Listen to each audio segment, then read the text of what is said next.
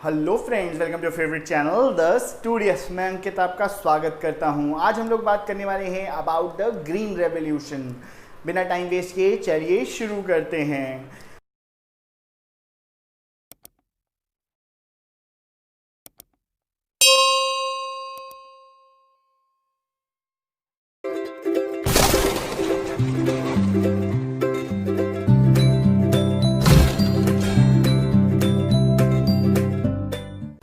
पिछली वीडियोस में हम लोगों ने पढ़ा था कि what was the condition of Indian agriculture on the eve of independence. I button पे लिंक दिया हुआ है, जाकर देख लीजिए। तो यहाँ पर बहुत इंपॉर्टेंट चीज़ आपने पढ़ी कि जो कंडीशन थी बहुत ही पुअर थी, पैथेटिक कंडीशन थी। इंडियंस जो थे सेल्फ कंजम्पशन के लिए भी गुड्स प्रोड्यूस नहीं कर पा रहे थे और इंडिया में पूरी तरह से सबसिस्टेंस एग्रीकल्चर फैला हुआ था। सबसिस्टेंस एग्रीकल्चर क्या होता है? जहाँ पर एग्रीकल्चर फॉर सेल्फ कंजम्पशन होता है, ओल्ड आउटडेटेड टेक्निक्स यूज होती हैं और यहाँ पर मॉडर्न एग्रीकल्चरल मेथड्स बिल्कुल भी यूज नहीं होते थे। इंडिया क्या कर रही थी? इंडिया को फूड ग्रेन्स इंपोर्ट करने पड़ रहे थे फॉर सेल्फ सेटिस्फैक्शन और अपने लोगों का पेट भरने के लिए, और बहुत ही ज़्यादा बुरी स्थिति में थी अपनी इकोनॉमी।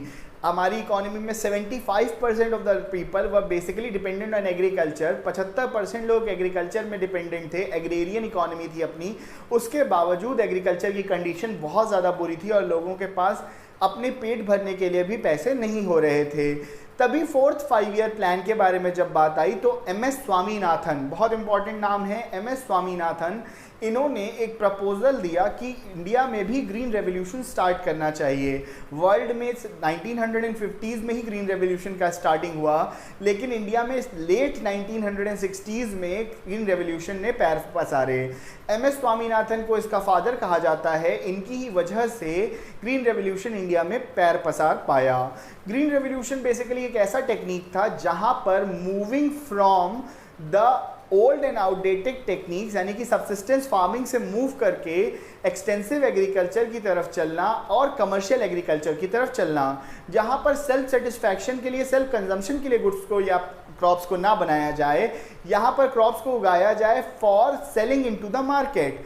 और उसके लिए MS स्वामीनाथन ने बताया कि that there should be green revolution and government को भी इसमें बढ़ चढ़ कर हिस्सा लेना पड़ेगा। तभी फोर्थ 5 ईयर प्लान में बहुत बड़ी एक इलेबोरेटेड मेथड बनाया गया ग्रीन रेवोल्यूशन के लिए, जिसमें आपका क्रेडिट पॉलिसी भी गवर्नमेंट ने बनाई फार्मर्स के लिए और किस तरह से ग्रीन रेवोल्यूशन को इम्प्लीमेंट करना है। इसको इम्प्लीमेंट करने के लिए गवर्नमेंट ने बहुत इंपॉर्टेंट रोल और स्टेप्स प्ले किए। यहाँ पे सबसे ज़्यादा बेनिफिट जो ग्रीन रेवोल्यूशन का स्टार्टिंग में आया वो पंजाब, हरियाणा, यूपी इनके किसानों के में आया और फिर धीरे धीरे ये पूरे इंडिया में फैल रहा था। ग्रीन रेवोल्यूशन बेसिकली क्या था? Green revolution was basically production of crops on a large scale so that the country should become self reliant and self sufficient. Self sufficient हो जाए फूड प्रोडक्शन इंडिया में और साथ ही साथ सेल्फ रिलायंट हो जाए और इतना हो जाए कि शायद एक्सपोर्ट भी करना पड़े। खैर ये तो बहुत बात की बात है, लेकिन ये एफर्ट्स के कारण से चार्ट्स हमने अभी लगाए हैं आपके, बहुत ज़्यादा प्रोडक्शन में इंक्रीज आया, लगभग प्रोडक्शन डबल हो गया और इंडिया जो एक इंपोर्टर थी फूड ग्रेन की वो एक्सपोर्टर बन गई। ग्रीन रेवोल्यूशन में बेसिकली क्या चेंजेस आए समझ लीजिए। यहाँ पर ओल्ड एंड आउटडेटेड टेक्निक्स को रिप्लेस किया गया और consolidation of the land holdings की गई। बहुत इंपॉर्टेंट चीज़ समझ लीजिए, जो छोटी छोटी फ्रेगमेंटेड लैंड होल्डिंग्स थी सबसे पहले उसको कंसोलिडेट किया गया, उनको जोड़ा गया। इन जमीन के पट्टों को जोड़कर बड़े बड़े स्केल में इसको लोगों को बेचा गया, जिससे कि ये लोग बड़े स्केल में कमर्शियली एग्रीकल्चर को ग्रो करें। और गवर्नमेंट ने भी अपनी लैंड को बहुत कम दामों में लोगों को बेचा, जिससे कि प्रोडक्शन या एग्रीकल्चर प्रोडक्शन को किया जा सके।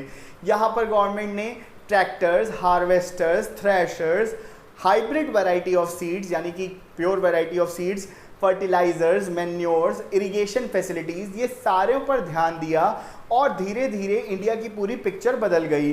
आपको मालूम है पंजाब, हरियाणा, यूपी, यहाँ पर सीजनल रिवर्स बहुत सारी आती हैं, लेकिन सीजनल रिवर्स के साथ साथ यहाँ पर बहुत ज़्यादा इंपॉर्टेंट पेरिनियल रिवर्स भी हैं। पेरिनियल मतलब जो through out the year flow करती हैं। इसी वजह से यहाँ पर वाटर टेबल हाई था, यहाँ पर ट्यूबवेल्स लगाए गए और इरिगेशन के लिए एम्पल ऑफ वाटर था थ्रू आउट द ईयर। तो जो प्रोडक्शन केवल 1 या 2 सीजन्स हो रहा था ईयर में, वो ज़्यादा प्रोडक्शन करने की बात आई और 3 से 4 सीजन्स तक क्रॉप को ग्रो करने लगे।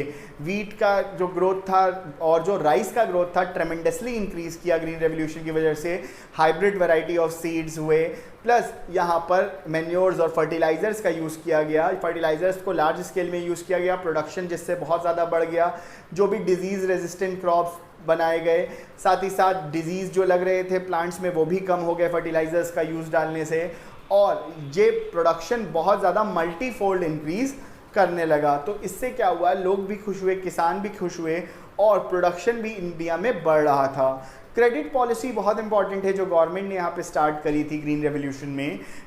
कुछ ऑर्गेनाइजेशंस बनाई गई जैसे नाबार्ड और स्टेट कोऑपरेटिव्स, जो गवर्नमेंट सस्ते दरों पे किसानों को लोन दे रही थी और इवन सब्सिडाइज रेट में इनको ट्रैक्टर्स, हार्वेस्टर्स दे रही थी, और साथ ही साथ बिजली कई बार फ्री दे रहे थे 3-3, 4-4 साल तक, जिससे कि लोग अपने ट्यूबवेल्स वगैरह लगाकर वहाँ पर चलाएं उसे और पूरी तरह से नेचुरल रिसोर्सेज को एक्सप्लॉइट करके प्रोडक्शन को इंक्रीज़ करें। इसमें बहुत इंपॉर्टेंट चीज़ आई, इंडिया को सेल्फ रिलायंट बनाया गया। इंडिया इंपोर्टर से एक्सपोर्टर ऑफ द ग्रेन्स हो गए, और साथ ही साथ इंडिया की जो ओवरऑल इकोनॉमी और जीडीपी में भी एग्रीकल्चर का कंट्रीब्यूशन बहुत बढ़ा। अभी तक एग्रीकल्चर देखने में तो सबसे बड़ा सेक्टर था, लेकिन जो उसका कंट्रीब्यूशन था वो बहुत लेस था, लेकिन कंट्रीब्यूशन भी अब बहुत तेज़ी से बढ़ा। लगभग 57% कंट्रीब्यूशन हो गया एग्रीकल्चर का इन आर जीडीपी, और बहुत तेज़ी से लोगों में डेवलपमेंट आ रहा था और स्टैंडर्ड ऑफ लिविंग भी बढ़ी, लोगों में खुशियाँ आई। और ग्रीन रेवोल्यूशन सही में एक रेवोल्यूशनरी एक्टिविटी थी जो पूरे इंडिया में खुशहाली लाने का काम किया।